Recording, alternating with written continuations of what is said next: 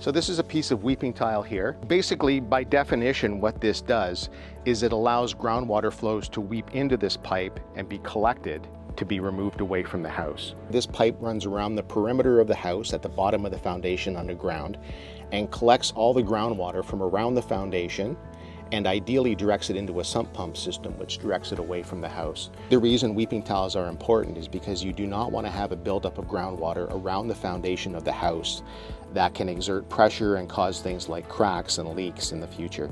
The reason it's called a tile is because in the old days they used to have what are called clay tiles laid end over end and wrapped around the house. Nowadays we use more modern methods, which are basically this piece of perforated plastic with a sock over top, but they still kept the name weeping tile. It's absolutely critical that you have weeping tile installed around the foundation of your home to collect groundwater, and that they are not connected to the sanitary system.